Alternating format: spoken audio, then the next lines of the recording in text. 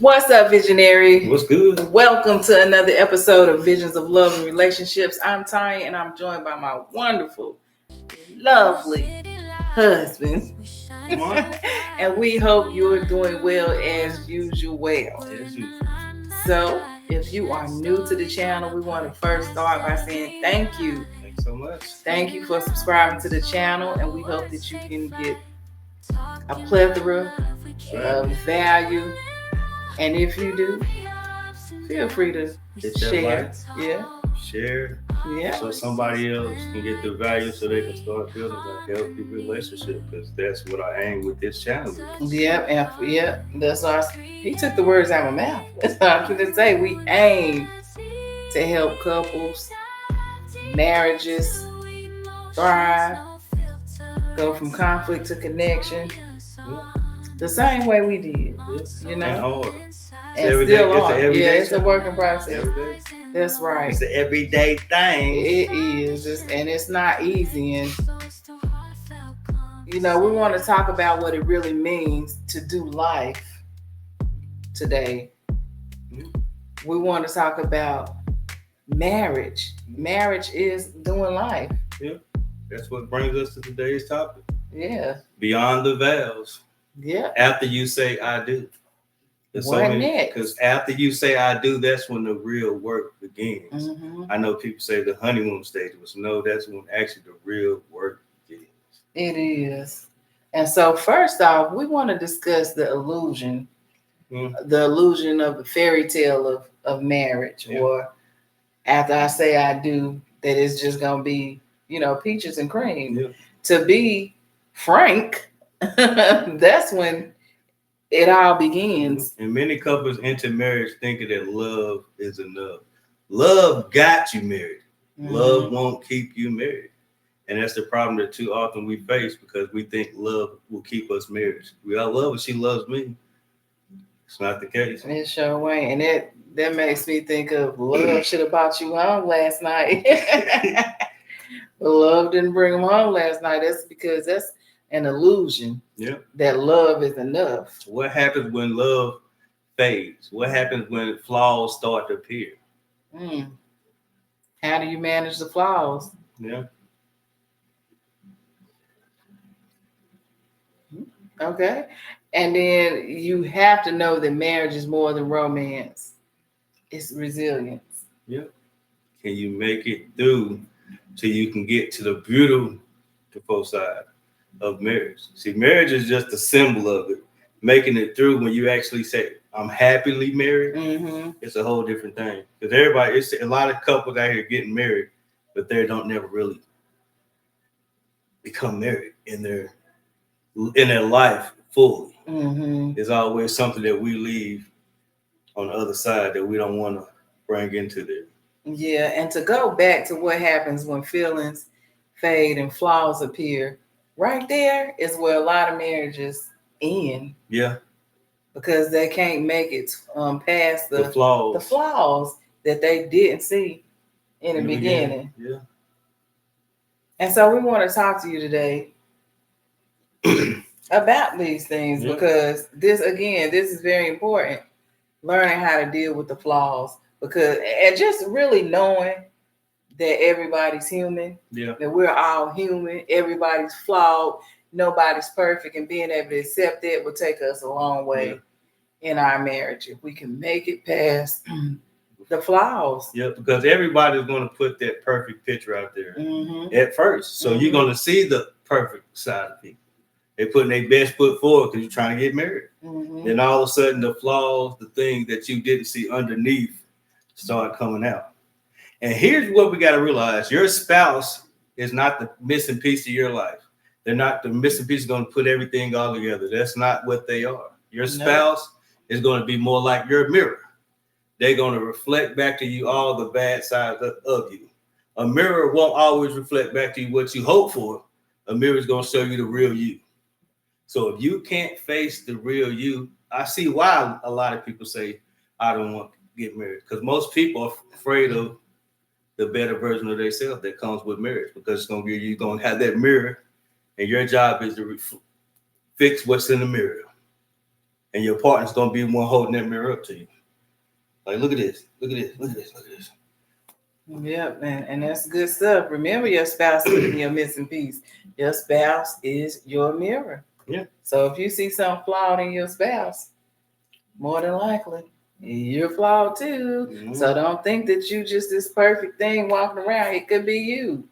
Yeah, both holding up mirrors to each other.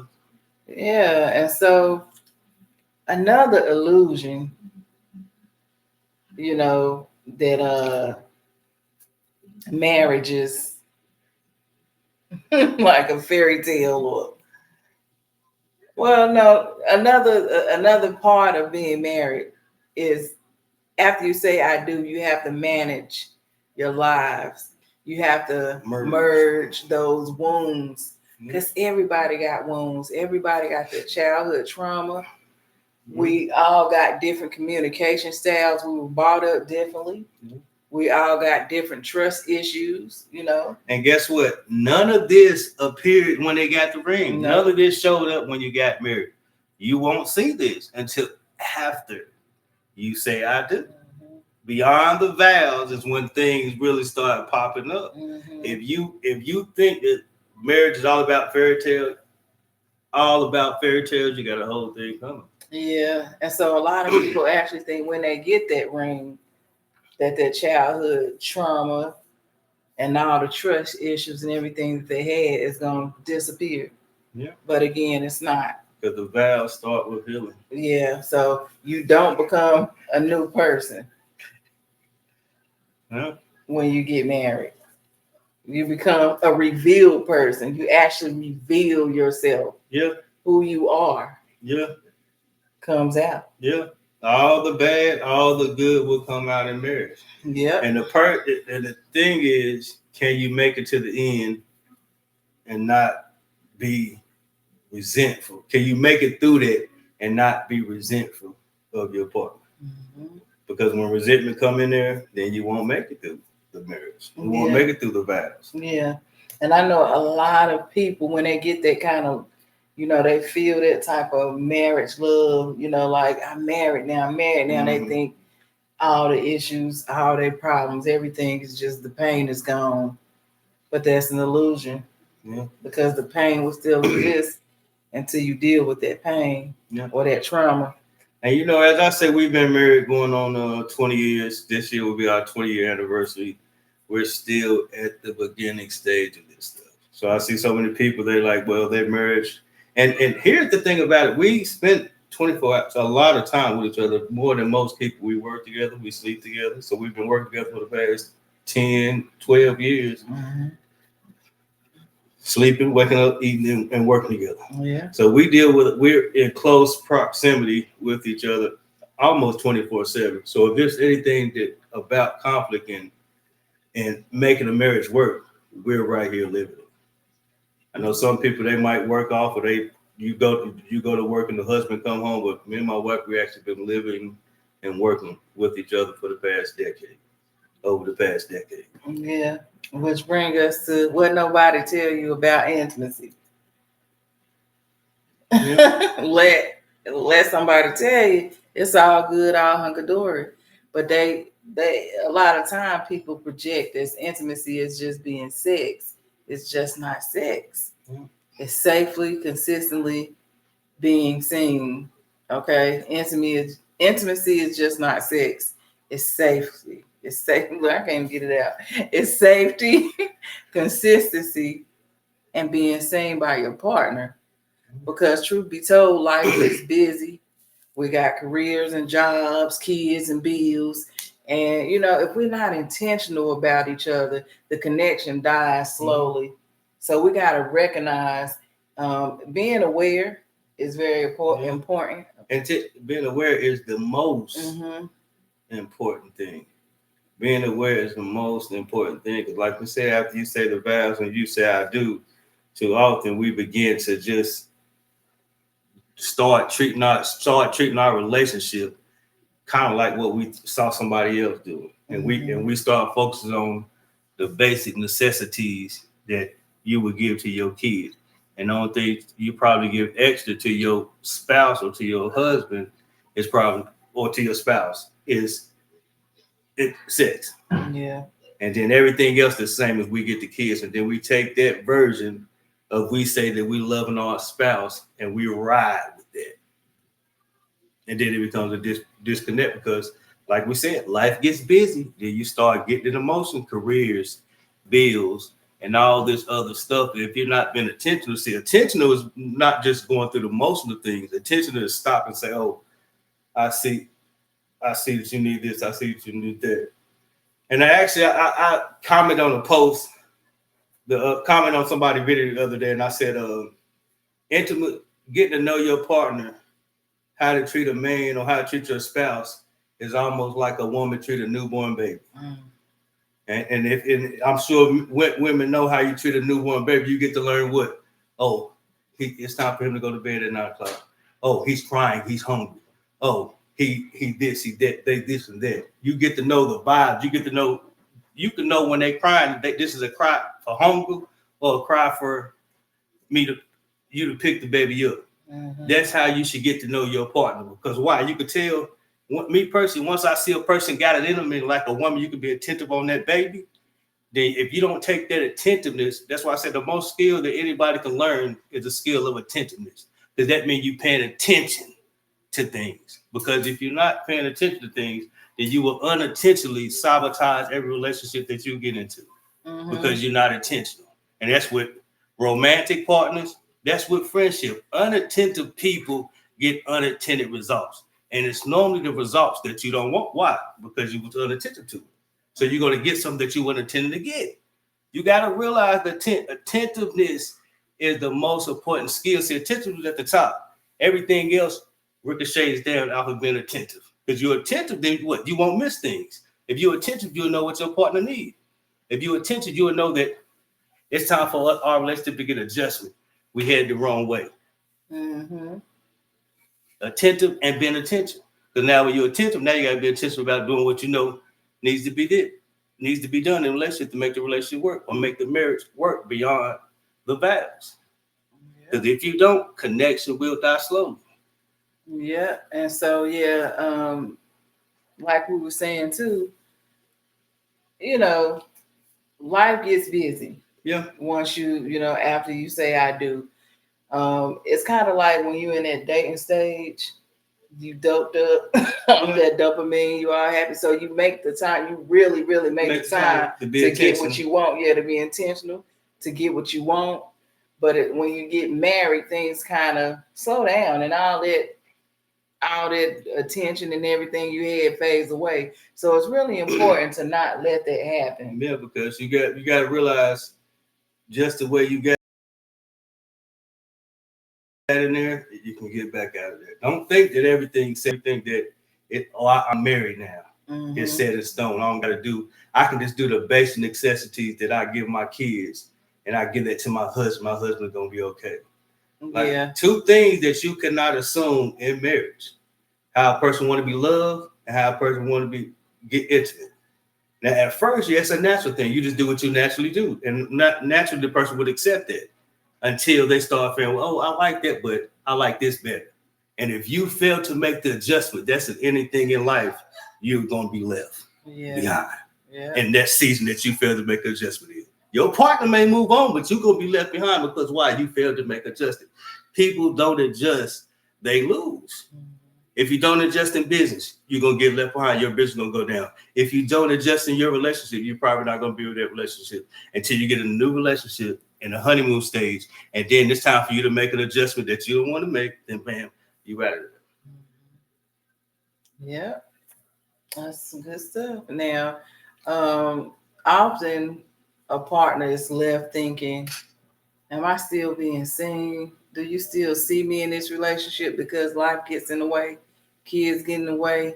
And that's just a question that every spouse asks silently. So it's good to know that your spouse could be saying this to themselves in their head. Do you still see me? So you can know, if you're a newlywed or even if you've been married for a while, think about that. Have you been spending time with your spouse? Do you think your spouse is feeling this way? Know that a partner do feel this way. Okay. And purpose must power the partnership. Your vows need vision. Without a vision, the people perish. Every relationship, there's seasons, different seasons. Every different season calls for a new vision for the relationship. I know a lot of people, when you first get married, maybe the first vision you might have is to have kids. Maybe to have a house. So every vision needs a stepping stone that you keep stepping into the vision. Bigger vision. And if you don't have a vision, like I said, you have no North Star, you have no aim for your relationship. So you just kind of existing. Yeah. You have no aim. Vision helps you stay disciplined. Vision helps you get focused on a goal, a task that drives you. And when two people are driving to, it says, can't people walk unless they agree? You good? Yes. So both people must agree on what? The vision, where we walking to. Two people can't steer the steering wheel. There got to be one. You both got to be walking towards that vision. And that's like I said, you heard what I said. Two people can't steer the wheel. So I just gave you another nugget. There has to be a leader and there has to be a follower. Both people can't lead the relationship. In the same area. In the same area. There's only can be one people. The vision keeps you forward because somebody got to drive the car. Yeah. I have never seen a car with two steering wheels. Yeah, me neither. I have never seen. Let me know in the comment section if you saw a car with two steering wheels. Illegal car. That's on the road. In United States. Yeah. And we ain't talking about no tour buses or nothing. But anyway, yes. There's not a car with two steering wheels. Somebody has to submit in the relationship. Somebody has to lead. And somebody has to trust the person to lead. Right. And a lot of times people you don't want to let the person lead because you actually don't trust the person to lead. And also having a shared vision gives you two something to, work on together. Yeah. So nobody feels left behind. Yeah. Because marriage without a shared purpose becomes a power struggle. You need more than love. You need a why. Why are we doing? I know we love each other, but why are we in this thing? What are we going? Where are we going? What are we building? And here's another thing. You get married, but you didn't talk about parenting, purpose, or even priorities. Yeah. Now, conflict is inevitable. It's going to happen. But disrespect is a choice. Yeah. Now, we know disagreements will come. Yeah. We often talk about healthy conflicts coming to. I mean, there are conflicts, but there's also a healthy way to conflict. Have arguments or whatever. And disrespect is not in a healthy way. It's not in a healthy way of handling conflict. Anytime any kind of disrespect is in there, it's not a healthy way to handle conflict. It's not. And I encourage you to go back and catch our videos that we have talking about healthy conflict, okay? Mm-hmm. So flip through the channel, check out some videos. But also, you got something? Not good. Okay, but also, how you fight reveals how you value the relationship. Mm-hmm. If you're sitting there fist fighting with your wife, or you fist fighting with your husband, scratching them up, how much value do you have on that relationship? How can you hurt the one that you love physically or even mentally with your words? Words hurt too. Or even if y'all get an altercation or a disagreement and you always leaving the house, meaning at any time, that means the trust is not there. You can easily, but by you leaving the house on disagreements, on small disagreements, that means potentially you probably gonna leave when things get real tough. Mm-hmm. You're gonna be out the door. Instead of you going over there for a day, you're gonna be gone for a time. That's you open up the door for bigger gaps to start being created when you start doing things and you start handling conflict the wrong way. You open up the door for bigger gaps to be created. Yeah. Like we got our molehills, moleholes become molehills. Yes. Another thing we want you to know is that you should never weaponize vulnerability. If your partner has the courage to be vulnerable with you, don't weaponize that. Don't bring that up in front of your friends having a conversation, or even up in front of your spouse when y'all having an argument. something that they was vulnerable about, they happened to them in their past, or something. Don't bring that up. Yeah.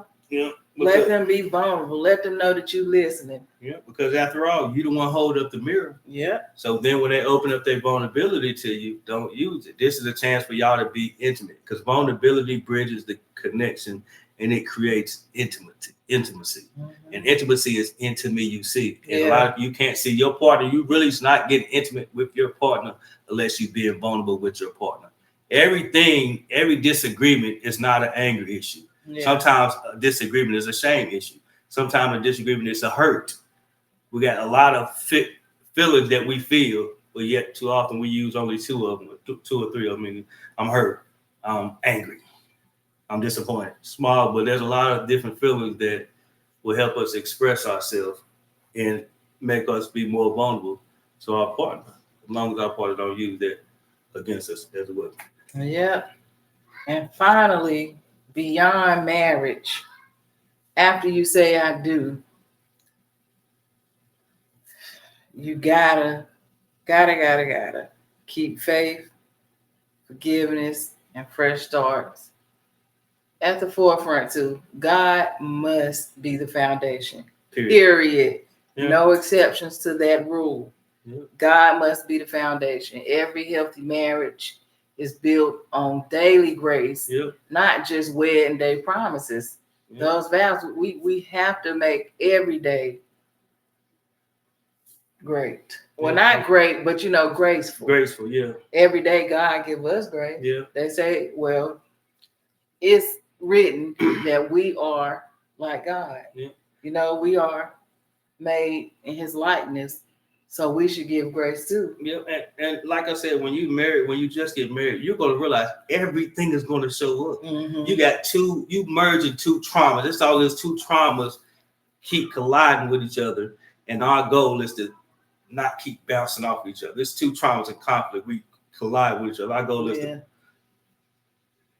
and eventually put it together. Yeah. And that's going to take a lot of forgiveness. Yeah. Forgive your spouse like you forgive your little kids that did you wronger than your spouse. Some of the kids, they do us so wrong, but yeah, we got so much grace for them. Mm-hmm. We act like they didn't even do that. 2 days later, we act like they didn't do that. I understand if it's certain things, infidelity or cheating and abuse and stuff, but we giving our kids more grace than we giving our spouse that we so-called love. And God created the man is before the child.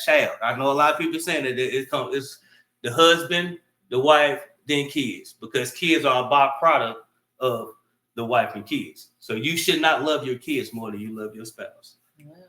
And then plus God made Adam. Then he made Eve, and then come the children, So yeah, your spouse needs forgiveness. You sound kind of passionate about that. I'm telling you, because people they like about that part. They'll forgive their kids quicker than they'll forgive their spouse. They holding a little grudge over their spouse, something simple, but they let this kid walk around and hear disrespect. Probably called up, "I hate you," and stole money from the grandma and everything. And then the next day you act like you baby, it never happened. And then you still mad at your spouse for saying something to you about saying something to your kid. So we gotta stop holding grudges and practice forgiveness on a daily basis. Yeah. So we can move past it, so we can grow, so you can get more connected to your spouse. Yeah. Forgiveness is the gate that keeps open up connection. Yeah. And forgiveness doesn't mean forgetting. It means choosing healing over holding a grudge. Yeah. Very important. Okay. But by all means, forgiveness is very important because things are going to come about, especially when you move in together. Yeah. And marriage will not complete you. Mm-hmm. Getting married will not all of a sudden make you a whole person. Now you like I said, so many people, they think the goal is to get married. And once you get married, now you all complacent and you forget. No, now this marriage is going to start scoping you. Yeah. It's going to start pruning you. You got the weeds in the weed. In one person, we got to take the weeds out. We got to take the weed out so we get that pure wheat so we can grow. Yeah. You got to take the weeds out. And the weeds is that trauma from past relationships, all that bad stuff that your spouse is going to point out to you doing more often than not during conflict. Your spouse is going to point out the weeds that need to be taken out during conflict. Mm-hmm. So the question will be, once your spouse start pointing out, do you want to hold true to something that's the broken part of you? Mm-hmm. Or do you want to say, okay, I'm mature, I'm going to grow, so I can give my partner the best version of me? When you refuse to accept your partner holding a mirror to you, what you're saying is, I love you, but not enough for you to get the best version of me. Mm-hmm. That's basically what you're saying. I love you, but not that much, so you get the best version. I know you see this flaw in me, but I like the flaw, and I don't want to change for you. I want to stay me. Then becomes the point where do your spouse love you? Him? Do he love himself enough to know, okay, I think this is something you can change on, and I think I deserve the better version of you. But if you don't want to give it to me, the vows, when you say yes, that's the easy part. Yeah, it's important to remember again, though, we have to reiterate this, that marriage don't complete you. It refines who you are. So yeah. What's the word I'm looking for? It refines, but it magnifies who you are. The good and the bad. The good and the bad. So the vows are your yes to the journey, but it's a daily decision that defines your covenant. Okay? If you're not in it, if you're in it, fight for it, but build it with honesty, healing, and heaven at the center. It is. All right. Yeah, I think so. Yep. So, hey, if you enjoyed this, like we hope you did, let us first thank you for watching. Yeah. Make sure you subscribe, like, and share so others can get this content. And let us know your thoughts in the comments. Yes. If you wanted us to go deeper on something, if we didn't touch on something, your feedback helps us get better with the video. Yep. And also, we're open to suggestions on videos that you'd like to see us do. Yeah. All right. And for lovers, visit loverscoaching.com /love. /love. Again, lovercoaching.com /love. And this will help. Okay. This is going to help you. You visit loverscoaching.com. That's going to help you actually start working on the things that happens after I say I do. Mm-hmm. For many people, you might not know. But some people, we just guessing things. So this is going to give you the blueprint to actually make things successful. So you say, I got this blueprint. From here, I can build a good foundation. Mm-hmm. Because if you build a marriage on rocky foundation, you can only go so high. Yep. Because the foundation is unstable. Yep. And this has been another episode of Visions of Love and Relationships. They had vision, and together they built the life that they love. Go build. See you on the next one. See you on the next one. In the city lights, we shine so bright. Tanya in the months, we're in the limelight. Sharing stories on our podcast every night. Spreading love and soul, our words take flight. Talking about love, we keep it real and raw. Through the ups and downs, we stand tall. Our voices blend like a sweet harmony. Touching hearts, creating unity.